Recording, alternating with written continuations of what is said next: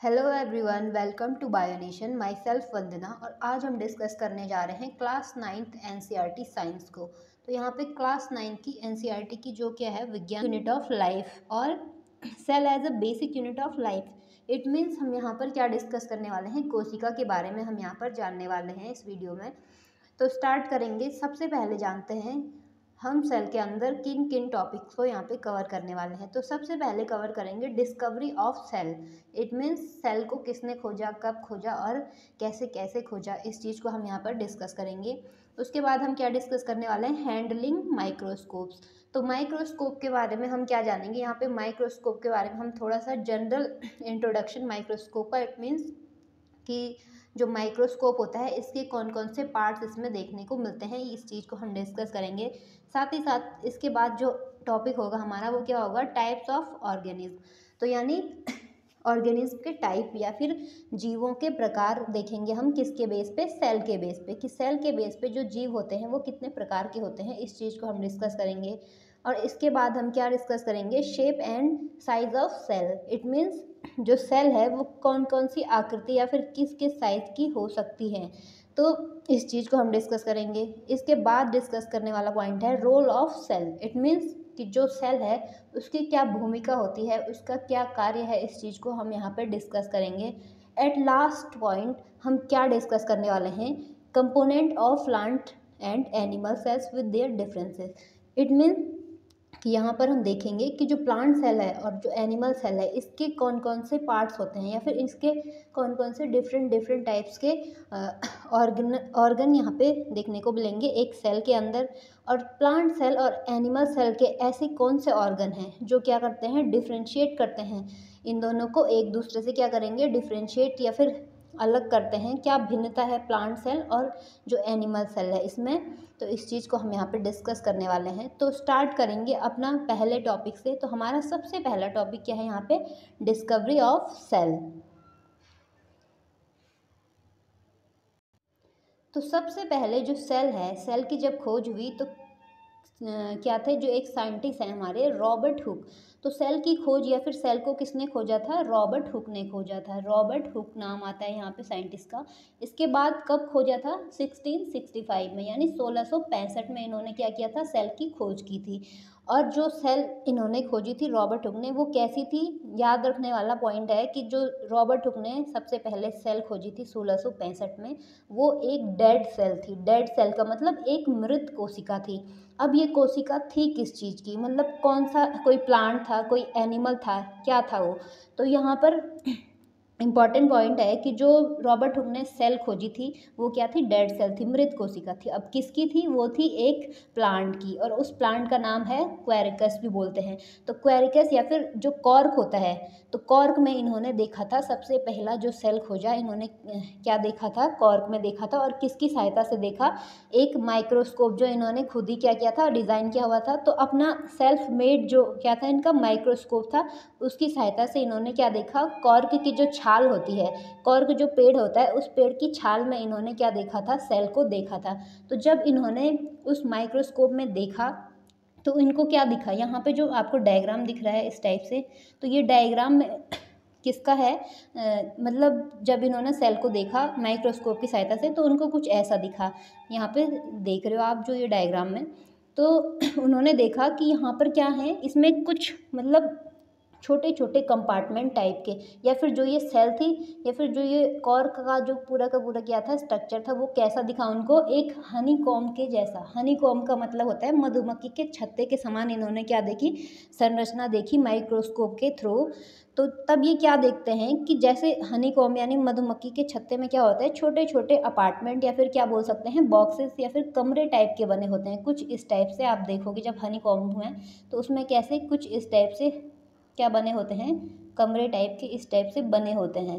तो इन्हीं कमरों या फिर इन्हीं कंपार्टमेंट को उन्होंने क्या नाम दिया, सेल्यूला। क्या बोला उन्होंने, ये क्या है, सेल्यूला है। मतलब एक सिंगल सेल को उन्होंने क्या नाम दिया, सेल्यूला नाम दिया। और सेल्यूला जो वर्ड है इसकी उत्पत्ति कहाँ से हुई, लैटिन भाषा से। लैटिन जो भाषा है तो उस भाषा से उत्पत्ति हुई है इस वर्ड की, या फिर जो ये वर्ड है सेलुला, सेल के लिए यूज़ होता है, तो लैटिन भाषा का शब्द है सेलुला। तो सेलुला का मतलब लैटिन में होता है लिटिल रूम, या फिर क्या बोल सकते हैं, छोटा कमरा भी बोल सकते हैं। तो ये मधुमक्खी के छत्ते के समान ही कॉर्क की, जब उन्होंने छाल को माइक्रोस्कोप के नीचे देखा कि ये कैसे दिख रहे हैं, छोटे छोटे हनीकॉम्ब या फिर मधुमक्खी के छत्ते के समान यहाँ पे क्या है, संरचनाएं दिख रही हैं। तो उन्होंने उन छोटे छोटे कंपार्टमेंट को क्या नाम दिया, सेल नाम दिया, या फिर सेलुला बोला, या फिर लिटिल रूम्स भी बोल सकते हैं। और जितना भी है यहाँ पर हमने अभी तक डिस्कस किया, इस चीज़ को इन्होंने अपनी इस डिस्कवरी को, सेल की खोज का वर्णन कहाँ पे किया, इनके एक ऐसे या फिर क्या बोल सकते हैं निबंध है, रॉबर्ट हुक का एक निबंध है माइक्रोग्राफिया। क्या है, माइक्रोग्राफिया यहाँ पे लिखा हुआ है। तो माइक्रोग्राफिया में इन्होंने अपनी इस खोज का वर्णन किया। अब बढ़ते हैं आगे। तो आगे यहाँ पर क्या है, डिस्कवरी ऑफ सेल जब हो गई थी, तो मैंने बात की कि जो रॉबर्ट हुक ने जो सेल खोजी थी वो कैसी थी, एक डेड सेल थी या फिर एक मृत कोशिका थी। अब इसके बाद क्या होता है, 1665 के कुछ सालों के बाद क्या होता है, 1674 में, तो 1674 में एक वैज्ञानिक हुए ल्यूवेनहॉक। तो इनका पूरा नाम क्या है, एंटोनी वॉन ल्यूवेनहॉक। क्या नाम है इनका, एंटोनी वॉन ल्यूवेनहॉक। तो इन साइंटिस्ट ने क्या किया, इनको श्रेय जाता है या फिर इनको बोला जाता है कि इन्होंने सबसे पहले जीवित कोशिका की खोज जो की थी वो किन्होंने की, एंटोनी वॉन ल्यूवेनहॉक ने की थी, ना कि रॉबर्ट हुक ने। याद रखना है कि रॉबर्ट हुक ने जिस सेल को खोजा था वो कैसी सेल थी, एक डेड सेल या फिर एक मृत मरी हुई कोशिका थी।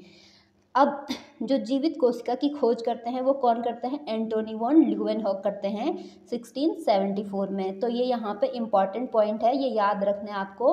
अगर पूछा जाए कि मृत कोशिका की खोज किसने की, तो वो रॉबर्ट हुक ने की थी। या फिर अगर सिंपली पूछा जाता है कि सेल की खोज किसने की, तो तब तो आपका आंसर क्या होगा, रॉबर्ट हुक। लेकिन अगर ये पूछा जाता है कि पहली जीवित कोशिका की खोज किसने की, तो आपका आंसर क्या होगा, एंटोनी वॉन ल्यूवेनहॉक।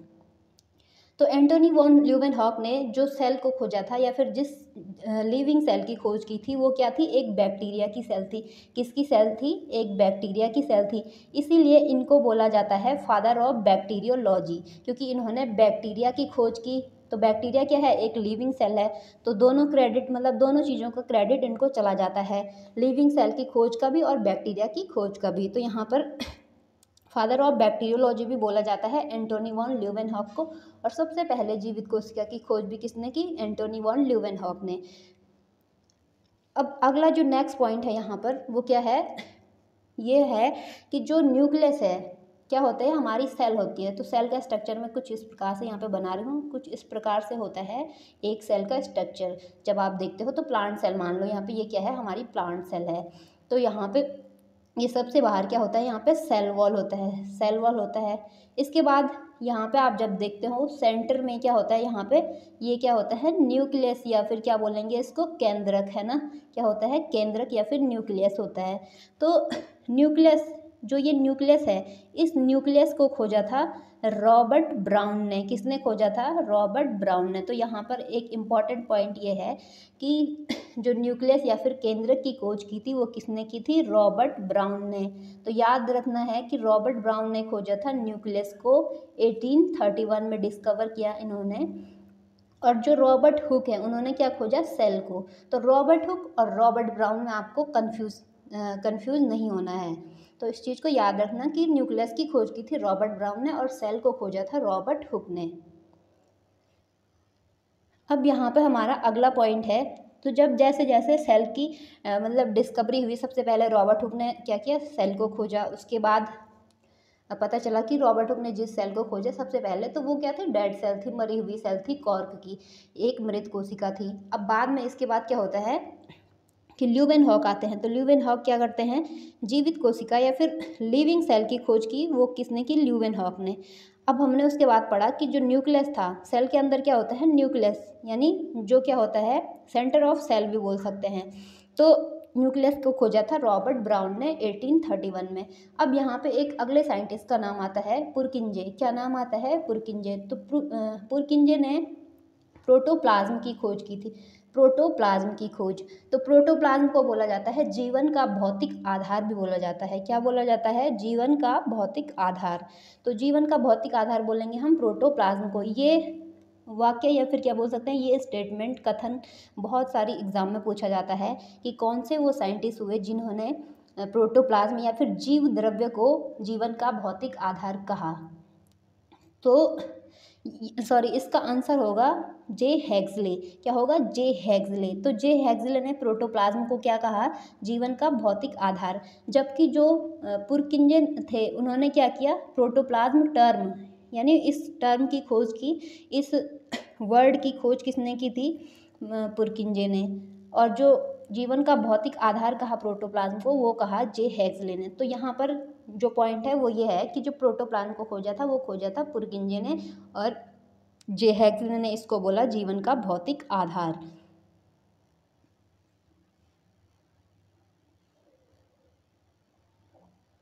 अब यहाँ पे हमारा जो अगला पॉइंट है वो क्या है कि the cell theory that all the plants and animals composed of cells and that the cell is the basic unit of life was presented by two biologists, Schleiden and Schwann. तो यहाँ पे अब cell जब हम पढ़ते हैं तो यहाँ पे हमें पढ़ना पड़ता है सेल थ्योरी के बारे में, यानी कोशिका सिद्धांत। तो कोशिका सिद्धांत क्या है? सीधे सीधे कि इसमें जो दो साइंटिस्ट हैं, एक तो नाम है स्लीडन और दूसरा है स्वान। तो स्लीडन और स्वान जो क्या हैं? दो वैज्ञानिक हैं। कौन से? स्लीडन और स्वान। तो यहाँ पे डायग्राम मतलब इनके क्या है? पिक्चर भी है, स्लीडन और ये है स्वान। तो स्लीडन और स्वान ने दी थी सेल थ्योरी। तो सेल थ्योरी का प्रतिपादन या फिर सेल थ्योरी किसने दी? स्लीडन और स्वान ने। अब 1838 और 1839 में इन्होंने क्या किया था? सेल थ्योरी का दिया। सेल थ्योरी क्या है? सेल थ्योरी है कि जो सारे के सारे क्या हैं? प्लांट्स और एनिमल हैं, तो या फिर कोई भी जीव है तो उसका शरीर किससे मिलकर बना हुआ है? सेल से मिलकर बना हुआ है। और सेल क्या है? लाइफ की बेसिक यूनिट है, यानी जीवन का मूल आधार क्या है? यहाँ पर सेल को इन्होंने बोला कि सेल क्या है? जीवन की मूलभूत इकाई है। और सभी जीवों का शरीर किससे मिलकर बना हुआ है? सेल से मिलकर बना हुआ है। तो ये क्या? सेल थ्योरी को इन्होंने यहाँ पे कुछ इस प्रकार से बताया। अब बात करेंगे अगला जो टॉपिक है, the cell theory was further expanded by Virchow by suggesting that all cells arise from pre existing cell. अब इसके बाद क्या होता है? जब सेल की खोज हो चुकी है, न्यूक्लियस की खोज हो चुकी है, और डेड या फिर क्या बोल सकते हैं जो लिविंग सेल है इसको भी हमने क्या कर लिया है? पढ़ लिया है। या फिर यहाँ पे जब खोज हो चुकी थी डेड और जो लिविंग सेल उसकी भी खोज हो चुकी थी, तो इसके बाद हमने यहाँ पे जैसे जैसे नई खोजें या फिर नए नए साइंटिस्ट हैं वो नई नई खोजें या फिर सेल के बारे में क्या कर रहे थे? नए नए क्या बोल सकते हैं? तथ्य यहाँ पे खोज के निकाल रहे थे। तो यहाँ पे एक साइंटिस्ट का नाम आया। क्या नाम है साइंटिस्ट का? विर्चोव। क्या है? विर्चोव। तो विर्चोव ने क्या बोला कि जितनी भी सेल्स हैं या फिर जो भी कोशिकाएं हैं वो कहाँ से उत्पन्न हो रही हैं? प्री एग्जिस्टिंग सेल से, यानी all cells arise from pre existing cells. It means कि जो जितनी भी सेल्स हैं या फिर कोई भी कोशिका है तो किसी भी कोशिका की उत्पत्ति पूर्व में विद्यमान कोशिकाओं से होती है। इट मीन्स कि कोई भी सेल मतलब कहीं से टपक के नहीं आ रही है, बल्कि क्या हो रहा है? जो पहले से क्या है? कुछ सेल्स हैं और उन्हीं में क्या हो रहा है? डिवीजन हो रहा है या फिर विभाजन, उनका विभाजन हो रहा है। सेल में जब डिवीज़न होता है तो क्या होगा? उनकी संख्या बढ़ेगी। तो यहाँ पे इन्होंने यही चीज़ को बोला कि जो सेल हैं वो कहाँ से? पहले से जो विद्यमान सेल हैं, पहले से उपस्थित सेल हैं, उन्हीं में विभाजन हो रहा है, उन्हीं से नई सेल्स बनती हैं। तो इनका एक बहुत ही इम्पॉर्टेंट फ्रेज़ है यहाँ पे, अगर आपने सुना होगा तो बहुत एग्ज़ाम में भी ये पूछा जाता है कि ये किसने बोला? ओमनिस सेल्यूला ई सेल्यूला। क्या बोला? ओमनिस सेल्यूला, ओमनिस सेल्यूला ई सेल्यूला। इन्होंने क्या फ्रेज दिया यहाँ पे? ओमनिस सेल्यूला ई सेल्यूला। इसका मतलब होता है, ओमनिस सेल्यूला ई सेल्यूला का मतलब होता है कि जो कोशिकाएं हैं वो पूर्व में विद्यमान कोशिकाओं से ही उत्पन्न होती हैं या फिर बनती हैं, उनमें विभाजन होता है और फिर नई कोशिका बन जाती है। तो इन्होंने यही चीज़ बोली विर्चोव ने। तो ये फ्रेज आपको याद रखना है कि ओमनिस सेल्यूला ई सेल्यूला बोला था विर्चोव ने।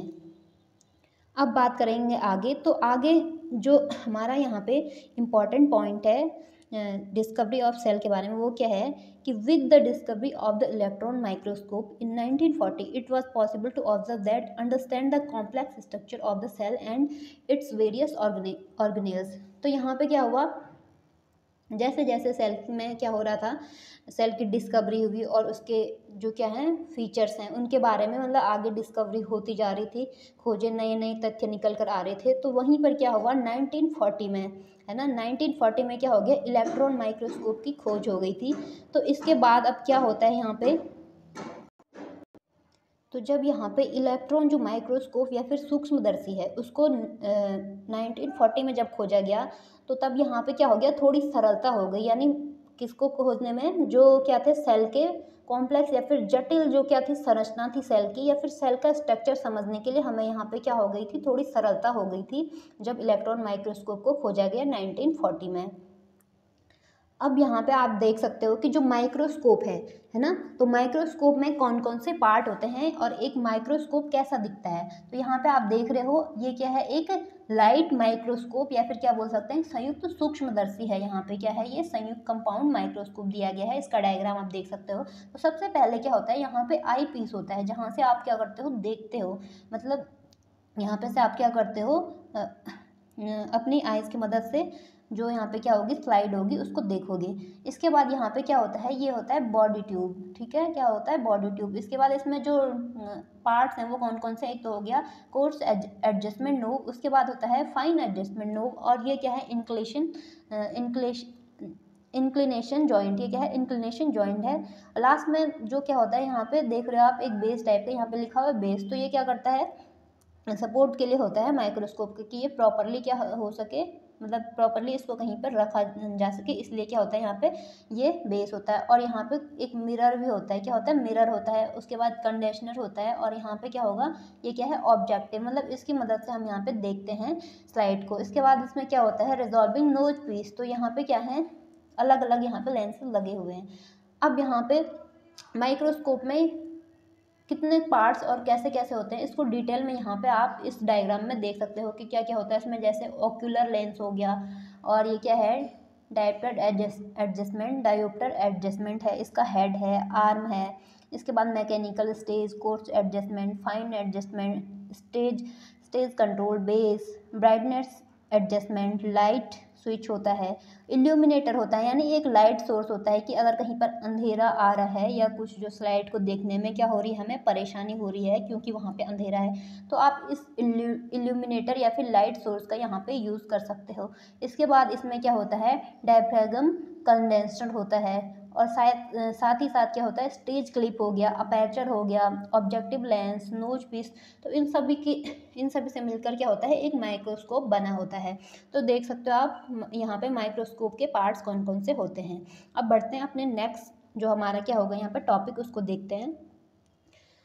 तो अगला यहाँ पे क्या दिया गया है, types of organism on the basis of cell. तो यहाँ पे कोशिका के आधार पर क्या दिया गया है, ऑर्गेनिज्म कितने प्रकार के होते हैं। तो मेनली जो कोशिका के आधार पर हम जब ऑर्गेनिज्म या फिर जीवों को क्या करते हैं डिफ्रेंशिएट करते हैं, तो वो दो टाइप के होते हैं। कौन कौन से, एक तो हो गया यूनिसेलुलर और दूसरा हो गया मल्टीसेलुलर। अब यहाँ पे जानेंगे कि यूनिसेलुलर क्या होता है। तो यूनिसेलुलर को हम हिंदी में बोलते हैं एक कोशिकीय जीव। क्या बोलते हैं, एक कोशिकीय जीव। तो ऐसे जीव जिनका शरीर क्या होता है एक कोशिका से, यानी एक सिंगल सेल से जब जीव बनता है तो उसको हम बोलते हैं यूनिसेलुलर या फिर एक कोशिकीय जीव। तो यहाँ पे माना ये क्या है, कोई बैक्टीरिया है, ये क्या है बैक्टीरिया है। तो ये बैक्टीरिया जो है वो क्या होता है यूनिसेलुलर होता है, मतलब इसमें क्या होगा एक ही सेल उपस्थित होती है बैक्टीरिया में। तो बैक्टीरिया क्या है, एक सिंगल सेल ऑर्गेनिज्म है या फिर यूनिसेलुलर ऑर्गेनिज्म है। तो यूनिसेलुलर ऑर्गेनिज्म के उदाहरण कौन कौन से हमारे, जैसे यहाँ पे है क्लेमाइडोमोनास। क्या है क्लेमाइडोमोनास, एक क्या होती है शैवाल, या फिर इसको हम बोल सकते हैं सामान्य भाषा में क्या बोलते हैं शैवाल को, काई, एल्गी भी बोल सकते हैं, काई। तो ये क्या है एक कोशिकीय शैवाल, एल्गी या फिर क्या है काई है। अब जो पैरामीशियम आपने देखा होगा अपनी बुक में, जो क्या होता है इसका शेप कैसा, एक स्लीपर या फिर एक चप्पल के टाइप का शेप होता है पैरामीशियम का। तो पैरामीशियम भी क्या है एक कोशिकीय जीव है, यानी इसका जो शरीर है वो सिर्फ एक सिंगल सेल है, एक कोशिका है, एक कोशिका से मिलकर बना हुआ है। इसके अलावा बैक्टीरिया भी किसका उदाहरण है यहाँ पे यूनिसेलुलर ऑर्गेनिज्म का। तो इन सभी जीवों का शरीर, क्लैमाइडोमोनास या फिर पैरामीशियम हो गया, बैक्टीरिया हो गया, तो इनका जो शरीर है वो सिर्फ एक सिंगल सेल से मिलकर बना होता है, इसीलिए इनको क्या बोलते हैं, यूनिसेलुलर ऑर्गेनिज्म बोलते हैं। तो अब यहाँ पे जो अगला टाइप है ऑर्गेनिज्म का, किसके बेस पे, सेल के बेस पे, तो दूसरा टाइप है मल्टी सेलुलर ऑर्गेनिज्म। तो मल्टी सेलुलर ऑर्गेनिज्म हम बोलते हैं ऐसे जीव जिनका शरीर क्या होता है, बहुत सारी छोटी छोटी असंख्य कोशिकाओं से मिलकर बना होता है, यानी जीव का शरीर जब एक से ज़्यादा सेल से मिलकर बना होगा उसको हम क्या बोलते हैं, मल्टी सेलुलर ऑर्गेनिज्म या फिर बहुकोशिकीय जीव। तो बहुकोशिकीय जीव का मतलब ही होता है कि मतलब बहुत सारी कोशिकाओं से मिलकर जब जीव का शरीर बनेगा तो उसको हम बोलेंगे बहुकोशिकीय या फिर मल्टी सेलुलर ऑर्गेनिज्म। जैसे हम ह्यूमन बींग्स हैं, तो ह्यूमन बींग क्या है, मल्टी सेलुलर ऑर्गेनिज्म है। ऐसे ही प्लांट हो गए या फिर कुछ फंजाई होती हैं, तो ये क्या है, और जो एनिमल हैं, जानवर हैं, जैसे कुत्ता है, बिल्ली है, जो लायन होता है, तो ये सारी की सारी क्या है, मल्टी सेलुलर ऑर्गेनिज्म है। अब यहाँ पर आप देख सकते हो कि जो शेप और साइज़ है, तो शेप और साइज़ के बेस पे या फिर क्या बोलेंगे, आकार और आकृति की जो क्या है दृष्टि से, या फिर क्या बोल सकते हैं, आकार और आकृति के बेस पे, आकार और आकृति में के आधार पर जो सेल्स होती हैं या फिर कोशिका है वो किस किस प्रकार की होती है। तो यहाँ पर अब यहाँ पे उदाहरण क्या दिया गया है, जो आप ये फर्स्ट यहाँ पे क्या देख रहे हो, ये चार्ट देख रहे हो, पहला चार्ट, तो वो क्या है, यहाँ पे सारी की सारी प्रोकैरियोटिक सेल्स हैं, यानी सिंगल सेल या फिर बैक्टीरिया की सिंगल सेल्स को यहाँ पे दिया गया है। तो आप देख सकते हो कि कैसे कैसे इनमें जो आकृति है, इनकी जो आकृति है वो कैसे कैसे बदल रही, कहीं पे क्या है राउंड है तो यहाँ पे दिया है राउंड, तो कहीं पे क्या है रॉड शेप्ड है, कर्व्ड हो सकता है, या फिर जो सेल होती हैं वो कुछ इस टाइप से हो सकते हैं, मतलब एक टैबलेट के आकार की या फिर एक स्क्रू के आकार की हो सकती हैं, ऐसे स्पाइरल शेप्ड बैक्टीरिया होते हैं जो।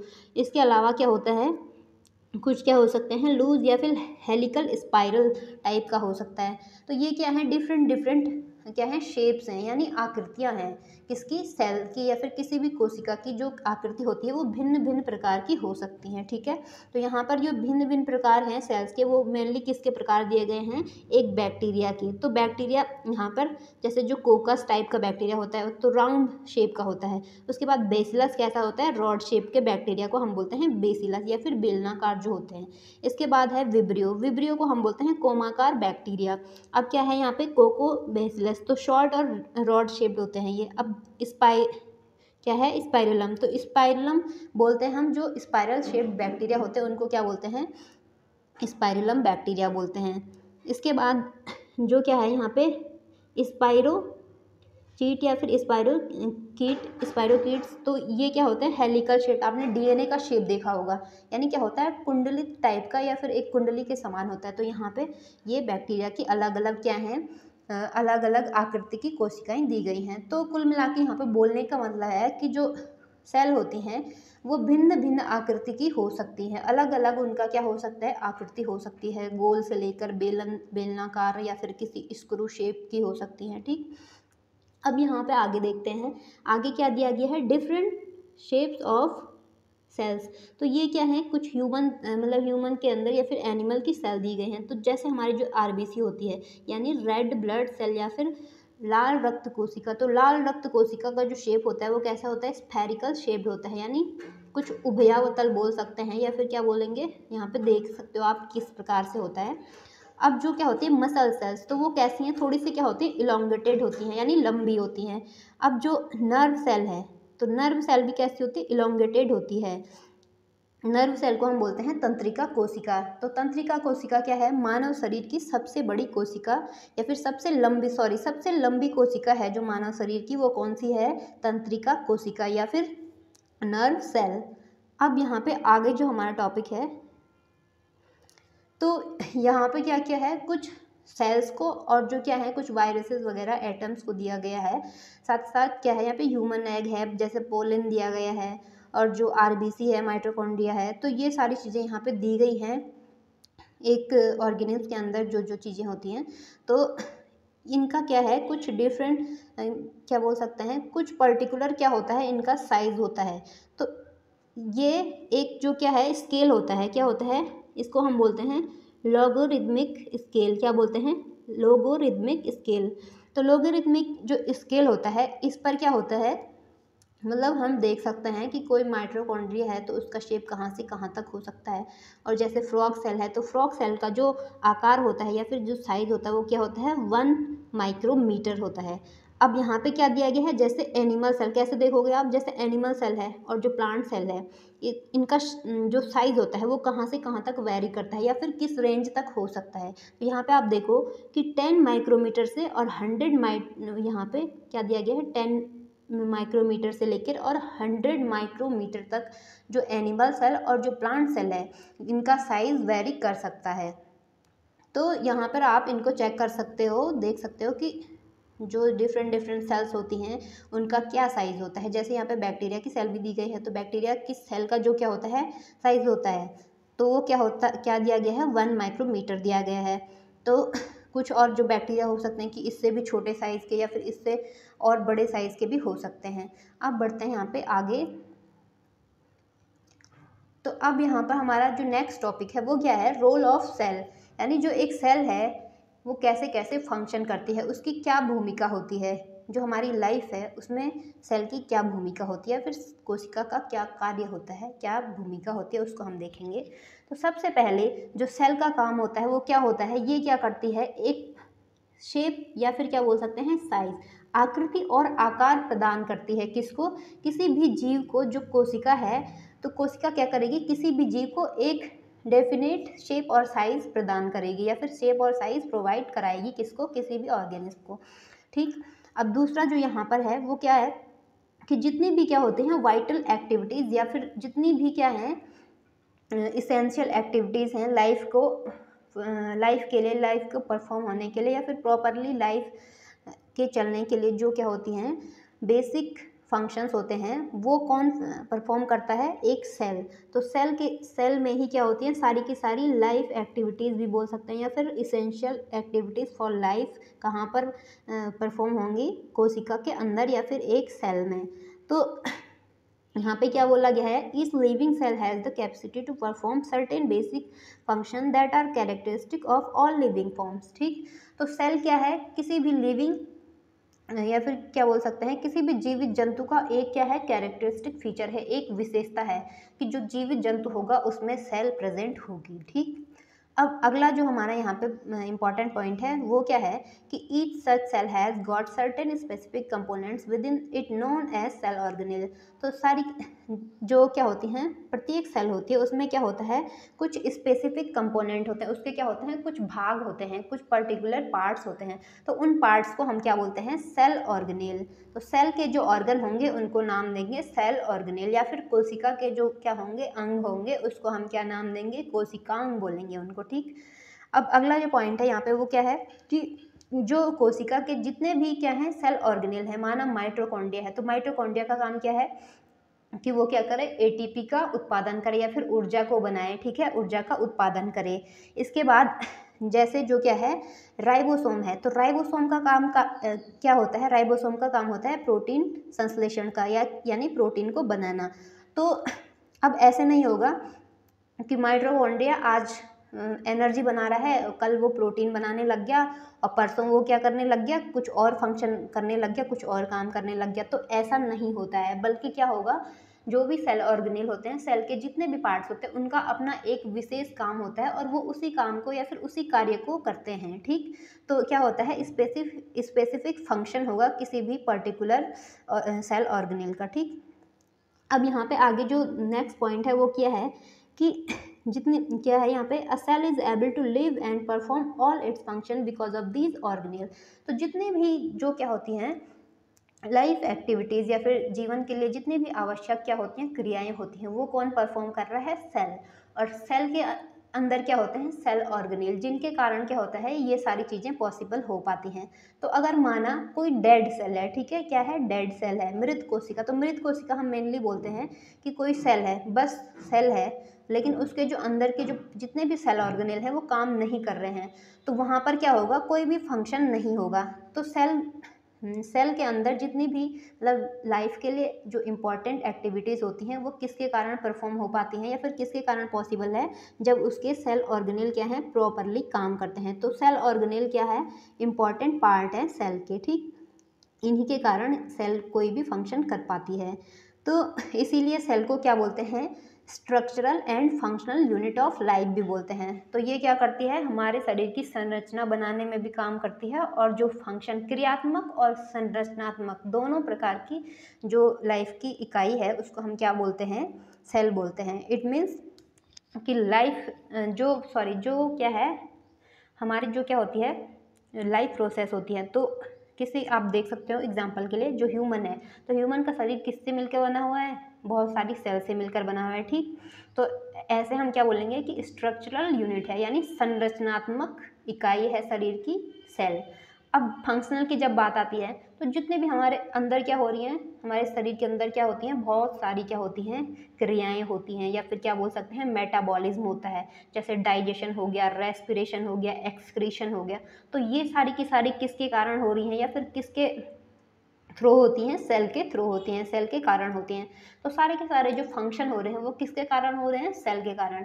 तो इसीलिए हम सेल को क्या बोलते हैं कि cell is the basic unit of life, या फिर क्या बोलेंगे, cell is the structural and functional unit of life. इसीलिए बोलते हैं कि जो कोशिका है वो शरीर की संरचनात्मक और क्या है, क्रियात्मक इकाई होती है, ठीक। अब बढ़ेंगे यहाँ पे आगे। तो आगे यहाँ पे क्या है, difference between plant and animal cell. तो यहाँ पर क्या है, प्लांट और एनिमल सेल में कुछ डिफरेंसेस दिए गए हैं। तो प्लांट और एनिमल सेल कैसे सिमिलर है और कैसे एक दूसरे से अलग है, या फिर कैसे समान है और कैसे कैसे अलग है, उस चीज़ को हम यहाँ पे देखेंगे। तो सबसे पहले अगर बात करें तो जो प्लांट सेल होती है वो क्या होती है, साइज में बड़ी होती है। क्या होती है, साइज में बड़ी होती है as comparison to animal cell, ठीक। अब दूसरा जो पॉइंट है यहाँ पे वो क्या है कि cell wall present in addition to plasma membrane and consist of middle lamellae primary and secondary walls. तो सबसे इम्पॉर्टेंट पॉइंट यहाँ पर क्या है कि जो प्लांट सेल होती है, प्लांट सेल में क्या होता है, सेल वॉल प्रेजेंट होती है। क्या होती है, सेल वॉल प्रेजेंट होती है। लेकिन जो क्या होगी, एनिमल सेल होती है, तो एनिमल सेल में सेल वॉल क्या होती है, एब्सेंट होती है। सेल वॉल नहीं होती है एनिमल सेल में, याद रखने वाला। और प्लांट सेल को एनिमल सेल से डिफ्रेंशिएट करने वाला जो फीचर है एक, वो क्या है, सेल वॉल। तो सेल वॉल हमेशा प्लांट सेल में मिलती है जबकि एनिमल सेल में एब्सेंट होती है। अब दूसरा जो पॉइंट है वो क्या है, यहाँ पर क्या बोला है इन्होंने, प्लाज्मोडेस्मेटा प्रेजेंट। तो प्लांट सेल में क्या होता है, जो प्लाज्मोडेस्मेटा होते हैं, तो प्लाज्मोडेस्मेटा कहाँ पे प्रेजेंट होंगे, प्लांट सेल में देखने को मिलेंगे। जबकि जो एनिमल सेल है वहाँ पे आपको प्लाज्मोडेस्मेटा देखने को नहीं मिलेंगे, ठीक। ये याद रखना है आपको। अब इसके बाद जो इम्पॉर्टेंट पॉइंट है यहाँ पे वो क्या है कि क्लोरोप्लास्ट आर प्रेजेंट। तो प्लांट सेल जो होती है, मैंने क्या बात की कि जो प्लांट सेल होती है उसमें क्या होते हैं, क्लोरोप्लास्ट प्रेजेंट होते हैं। क्लोरोप्लास्ट का मतलब होता है हरित लवक, या फिर क्या बोल सकते हैं, प्लास्टिड। तो प्लास्टिड हमेशा प्रेजेंट होंगे प्लांट सेल में। तो जो एनिमल सेल होता है उसमें क्लोरोप्लास्ट नहीं होता है, या फिर क्लोरोप्लास्ट एब्सेंट होता है, किसमें, प्लांट सेल में। तो ये भी एक क्या है, डिफ्रेंशिएट करने वाला फीचर है प्लांट सेल को एनिमल सेल से, ठीक। अब आगे यहाँ पे क्या पॉइंट है कि वैक्यूल्स होते हैं, जो क्या होते हैं, वैक्यूल्स होते हैं। तो वैक्यूल्स को हिंदी में हम क्या बोलते हैं, रसधानियाँ बोलते हैं। क्या बोलते हैं, रसधानियाँ। तो जो प्लांट सेल होती है, प्लांट सेल में जो वैक्यूल्स या फिर रसधानियाँ होती हैं वो क्या होती हैं, बड़ी होती हैं साइज में, और कैसी होती हैं, स्थायी या फिर परमानेंट होती हैं as comparison to animal cell. जबकि जो एनिमल सेल की जो रसधानियाँ या फिर वैक्यूल होंगी वो कैसी होती हैं, साइज में छोटी होती हैं और टेम्पररी होती हैं, यानी अस्थायी होती हैं। यानी कोई ऐसी अवस्था होगी जहाँ पे ये दिखेंगे और कभी क्या हो जाएंगी, गायब हो जाएंगी, ठीक। तो याद रखना है कि जो बड़ी रसधानियाँ होती हैं या फिर प्लांट सेल और एनिमल सेल की जो वैक्यूल होती है उनमें क्या डिफरेंस होता है, उनमें डिफरेंस ये होता है कि प्लांट सेल में जो वैक्यूल होगा वो कैसा होगा, साइज में बड़ा होगा, जबकि एनिमल सेल में वैक्यूल क्या होगा, छोटा होगा, और क्या होगा, टेम्परेरी होगा। और वहीं प्लांट सेल में क्या होगा, परमानेंट होगा, ठीक। अब अगला पॉइंट है यहाँ पे कि जो क्या होता है, टोनोप्लास्ट। अब हमने बात की वैक्यूल की, तो वैक्यूल की जो बाहरी लेयर होती है यानी आउटर लेयर ऑफ वैक्यूल, उसको हम बोलते हैं टोनोप्लास्ट। क्या नाम देते हैं, टोनोप्लास्ट। तो टोनोप्लास्ट यानी वैक्यूल के बाहर से परत प्रेजेंट होगी जब तो वो कहाँ पे होती है, प्लांट सेल में। तो प्लांट सेल में वैक्यूल के बाहर से लेयर प्रेजेंट होती है, उसको हम बोलते हैं टोनोप्लास्ट। जबकि जो एनिमल सेल में जो वैक्यूल होती हैं उनमें टोनोप्लास्ट क्या होता है, एब्सेंट होता है या फिर नहीं होगा। तो ये भी क्या है, एक डिफ्रेंशिएट करने वाला फीचर आप इसको मान सकते हो, ठीक है। अब यहाँ पे जो अगला पॉइंट है, तो सेंट्रियोल्स की अगर बात करें तो क्या बोल रहे हैं कि जो सेंट्रियोल्स होते हैं, मेनली जो सेंट्रियोल होता है, ठीक है, इस चीज़ को आप नोट करना कि जो सेंट्रियोल होता है यहाँ पे, मेनली जो सेंट्रियोल होता है वो प्रेजेंट होता है एनिमल सेल में। कहाँ होता है, एनिमल सेल में, only in animal cell. But there are some exceptions, यहाँ पे क्या है, थोड़े बहुत एक्सेप्शन या फिर अपवाद हैं। तो अपवाद क्या है कि जो वैसे तो प्लांट सेल में बिल्कुल मतलब प्रेजेंट ना के बराबर होगा, नहीं होता है सेंट्रियोल, सिर्फ एनिमल सेल का ही फीचर है सेंट्रियोल्स। तो सेंट्रियोल कुछ मतलब क्या हो सकते हैं, कुछ मोटाइल सेल में यहाँ पे जो लोअर प्लांट हैं तो उनमें देखने को मिल सकता है, बाकी प्लांट सेल में सेंट्रियोल्स एब्सेंट होता है, ठीक। अब आगे बढ़ते हैं यहाँ पे, तो क्या है, अगला पॉइंट है हमारा, nucleus present along the periphery of the cell. तो अब अगला जो पॉइंट है यहाँ पे क्या बोल रहे हैं ये, कि जो क्या होता है, प्लांट सेल का न्यूक्लियस होता है। माना कोई प्लांट सेल है, ठीक है, तो यहाँ पे मैं बना लेती हूँ, एक सेल बना लेती हूँ, ठीक है, ये क्या है, प्लांट सेल है। तो इसका जो न्यूक्लियस होता है यानी केंद्रक, वो कहाँ प्रेजेंट होता है, पेरीफेरी, यानी यहाँ एकदम मिडिल में ना होके, मतलब कहीं इधर उधर होगा, पेरीफेरी से लगा हुआ, पेरीफेरी यानी ये आउटर जो सरफेस होता है सेल का, ठीक है, तो इसके अगल बगल कहीं लगा होगा, ना कि इसके मिडिल में। तो मिडिल सेल के मिडिल सेंटर में ना होके कहाँ पे होता है, पेरीफेरी के साथ कहीं पे होता है, जुड़ा होता है, ठीक। अब जो न्यूक्लियस होता है किसमें, एनिमल सेल के न्यूक्लियस की बात करें तो ये एकदम क्या होता है, यहाँ पे मिडिल में होता है, कहाँ पे, सेल के एकदम से बीच में होगा, बीचों बीच आपको देखने को मिल जाएगा एनिमल सेल का जो न्यूक्लियस होगा, ठीक। तो ये क्या हो गया, एक याद रखने वाला पॉइंट। इसके बाद क्या है कि लाइसोसोम आर रेयर। तो लाइसोसोम को हम क्या बोलते हैं, कोशिका की आत्मघाती थैली या फिर सुसाइडल बैग ऑफ सेल, हम किसको बोलेंगे, लाइसोसोम को बोलते हैं सुसाइडल बैग ऑफ सेल या फिर कोशिका की आत्मघाती थैली भी बोलते हैं, क्योंकि इसमें क्या होता है, बहुत सारे एंजाइम्स देखने को मिलते हैं किसमें, लाइसोसोम में। और ये क्या करता है, जब कोई सेल क्या हो जाती है, डेड हो जाती है, तो उसको इनगल्फ कर लेता है, यानी इसका पाचन कर लेता है, खुद को क्या कर लेता है, उस चीज़ को इनगल्फ कर लेता है, ठीक है, उस वेस्ट मटेरियल को क्या कर देता है, हटा देता है हमारे शरीर से, लाइसोसोम, इसीलिए इसको बोलते हैं कोशिका की आत्मघाती थैली। तो लाइसोसोम क्या होते हैं, प्लांट सेल में कभी कभार देखने को मिल जाते हैं, जबकि एनिमल सेल में परमानेंटली आपको लाइसोसोम देखने को मिल जाएगा, ठीक। अब नेक्स्ट जो पॉइंट है यहाँ पर वो क्या है, storage material is starch grain. तो प्लांट सेल में जो स्टोरेज मटेरियल होता है यानी संग्रहित खाद्य पदार्थ होता है वो क्या होता है, स्टार्च ग्रेन होता है। क्या होगा यहाँ पे, स्टोरेज मटेरियल होगा स्टार्च ग्रेन। अब यहाँ पे एनिमल सेल की बात करें तो यहाँ पे क्या होती है, ग्लाइकोजन ग्रेन्यूल्स या फिर ग्लाइकोजन की कुछ ड्रॉप्स होती हैं एज अ स्टोरेज मटेरियल, ठीक। तो ये सारी चीज़ें थी यहाँ पे प्लांट सेल और एनिमल सेल को डिफ्रेंशिएट करने वाली, या फिर कुछ सिमिलर यहाँ पे कैरेक्टरिस्टिक थी और कुछ कैसे मतलब डिफ्रेंशिएट करने वाले कैरेक्टर को हमने पढ़ा। तो आपको यहाँ पे 2-3 पॉइंट याद रखने हैं। अगर आपसे पूछा जाए कि प्लांट सेल और एनिमल सेल में कुछ अंतर बताइए, हम कैसे मतलब मान लें कि जो प्लांट सेल है वो एनिमल सेल से अलग है, तो आपको सबसे पहला जो अंतर बताना होगा वो क्या है कि सेल वॉल। सबसे पहला है सेल वॉल। तो सेल वॉल सिर्फ और सिर्फ कहाँ पे देखने को मिलेगी, प्लांट सेल में, ठीक है। प्लांट सेल में हमें सेल वॉल देखने को मिलती है, जबकि एनिमल सेल में सेल वॉल क्या होती है, एब्सेंट होती है। अब दूसरा जो कैरेक्टरिस्टिक या फिर डिफ्रेंशिएट करने वाला फीचर है वो क्या है, क्लोरोप्लास्ट या फिर हरित लवक या प्लास्टिड। तो हरित लवक, प्लास्टिड या फिर क्लोरोप्लास्ट हमें सिर्फ और सिर्फ प्लांट सेल में देखने को मिलेगा, ना कि एनिमल सेल में। तो क्लोरोप्लास्ट प्रेजेंट होता है प्लांट सेल में और एब्सेंट होगा एनिमल सेल में, ठीक। तो दूसरा पॉइंट ये हो गया। अब तीसरा जो पॉइंट है, तीसरा इंपॉर्टेंट पॉइंट है सेंट्रियोल।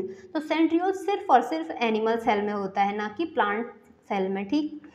अब इसके अलावा आप मतलब और कुछ अंतर भी बता सकते हो, जैसे जो कोशिका जो एनिमल सेल होती है, तो एनिमल सेल में जो न्यूक्लियस या फिर केंद्रक होता है वो हमेशा कहाँ होता है, सेल के बीचों बीच होता है, सेल के सेंटर में, मिडिल में होता है। जबकि जो प्लांट सेल का न्यूक्लियस या केंद्रक होता है वो कहाँ पे, पेरीफेरी से लगा होता है, या फिर मिडिल में ना होकर कहीं जो क्या होती है सेल वॉल है उसके पेरीफेरी के आसपास होता है। ठीक, तो ये सारी बातें थी जो क्या करती थी, क्या कर रही थी, प्लांट सेल को एनिमल सेल से अलग कर रही थी, और क्या क्या भिन्नताएं हैं इस चीज़ को हमने यहाँ पे डिस्कस कर लिया है।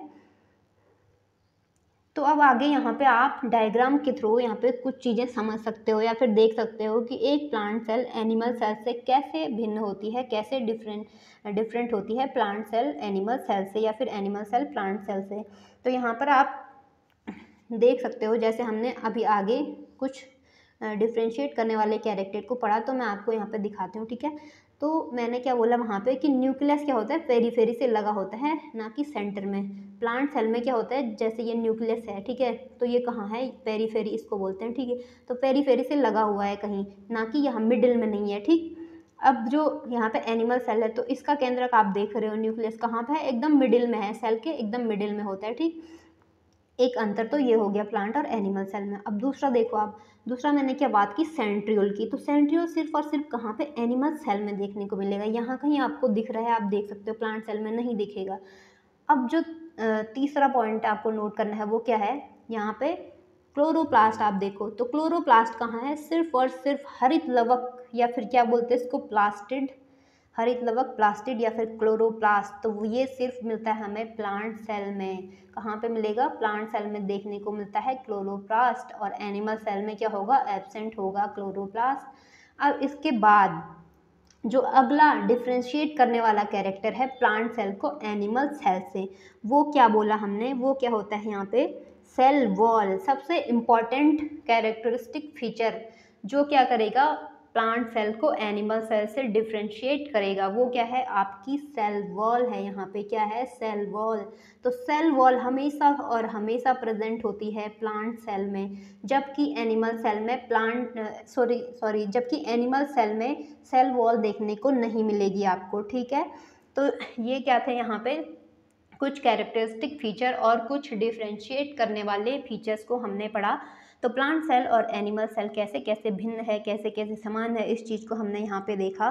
तो अगर आपको वीडियो पसंद आई हो तो वीडियो को लाइक करें और ज़्यादा से ज़्यादा शेयर करें, साथ ही साथ हमारे चैनल को सब्सक्राइब करना बिल्कुल भी ना भूलें। Thank you and stay safe.